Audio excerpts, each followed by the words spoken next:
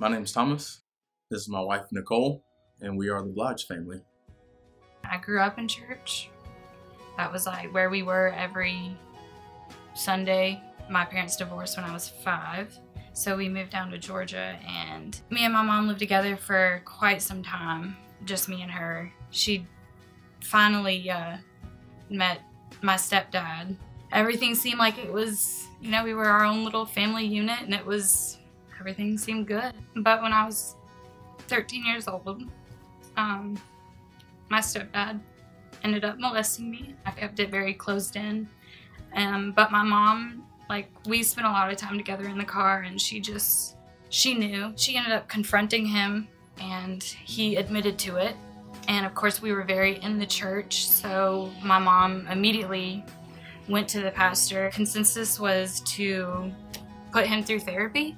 Probably about a year or so later, it happened again. And it happened several times from the time I was 13 till about 16 years old. Finally, when I was 18, one more incident happened, and I was like, well, you know what?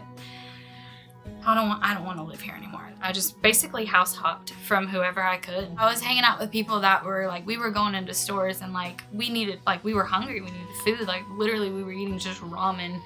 And they were stealing it. And it got to a point where it was okay, this is kind of scary. I went to the strip club with a couple of friends that night, and just people with their own money, and it was just wow, this is it. This is all I have to do. My dad had his own automotive business. I just remember tinkering around there. Growing up, I was walking on eggshells because my dad's a cop. I remember being in and out of church one specific Sunday in altar call, and it was just I couldn't explain it. But Jesus finally showed me who he was. I was supposed to go to LaGrange, play some football, but ended up not passing the SAT scores required to get in. So I decided I would try to walk on at Georgia Southern. Basically flunked out. After that, I spent a few months here in Richmond Hill, helping my dad out. So I went to this new club. That's where I met Tage's dad at. We were working at the same, because he was a bouncer there. When I was about 6 months pregnant, he ended up cheating on me with his ex-wife.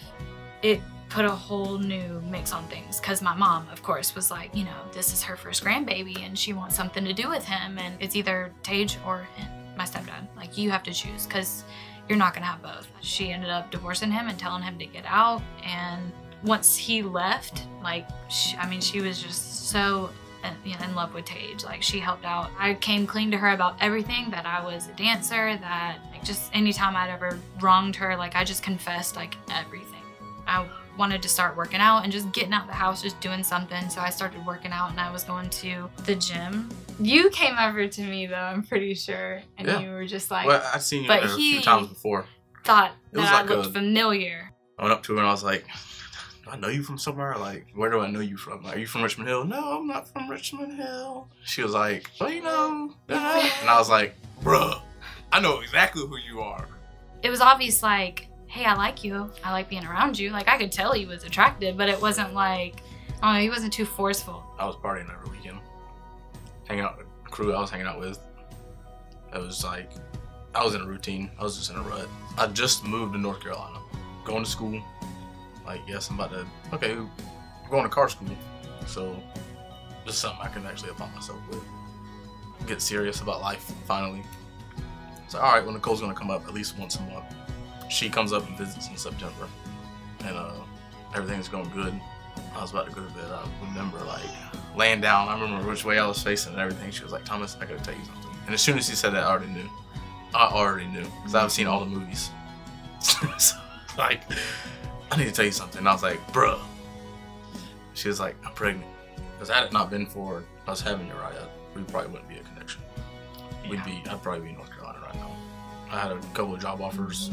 On a couple race teams. They were like, yeah, you can come here. And then if I were to come back home, I didn't really have anything lined up. Decided to have Uriah. And at that point, it was just kind of you can come up here because you started school. Because you can come up here, finish school, and we'll just push through it. The whole support system, we didn't have anybody up there. So we decided to come back home. When I moved back and we got our own place, I was like, yeah, we need to tighten up. I'm feeling convicted about the way I'm living. Even though we have our own place, we're having to sneak around the kids about smoking. It was like the first or second Sunday we had gone. My sister Kayla gave him her testimony video, like a piece of it. It was almost like seeing a different side of Kayla, because all that stuff that she had been going through, like we were living under the same roof and I had no clue. So when we left on the way home, she was just like pumped the whole time. I remember that too. And then we went through like the whole process of them saying like planning a new church in Savannah. So we went a couple times. We went to karate school. At this time, we're still like in and out, like not still dancing. Yeah. Still smoking occasionally, like half in, half out.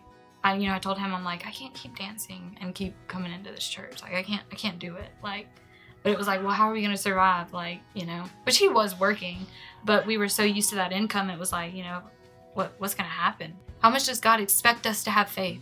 We're living in sin, just knowingly, blatantly. And that conviction was just like, we can't keep doing this. One of my friends is like really big into music. So he was, at this point, like it's half of the group, it's like 4 of them are living in Kansas. So the guys that were still here, me and 2 other guys, we flew out there. So we were just sitting in somebody's car. Some of us were, and a couple other people were out like in the grass area. Next thing you know, cops pull up. At this point, like I'm asleep in the front seat of the car. Pulled me aside and talked to me, and he was like, we know you're not the driver of the car, but we found this underneath the seat. At that point, we're like, you're under arrest. Do you want to say anything? I was like, bro, that's not my car. I don't know whose it is. So kept it hush for about 6 months.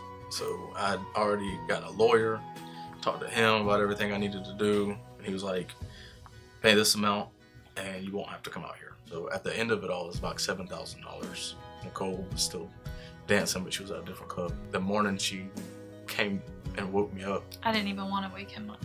I need you to count the money. And I was like, all right. I counted the money, it was $7 grand.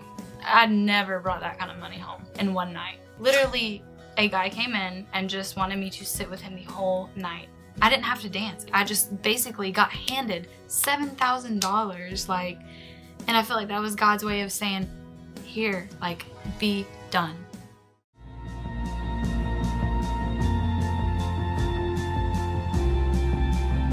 Got married. I said I do. I kissed. First Easter was like the first set of baptisms, and I was like I want to get baptized. Mm-hmm. She agreed, and I was like, yeah, let's do it. Even though like I was dancing and I felt like, like God has loved me throughout this whole time, even though I felt like he wasn't there, like he was there. Like that's the voice that I've been suppressing this whole time. And I never looked at it like that. His blessing is not on us based on what we do or don't do. He just gives us grace and mercy, totally not dependent on what we do. It's not about just like praying and going to church and like looking good. Like it's about a relationship with God. So it's just nice to see and look back on what God has brought us through, and starting it off with bringing us together, and how he did that like still blows my mind. And being a part of Connection has just been a blessing. We've grown spiritually and as a family. We can't do anything but give God glory.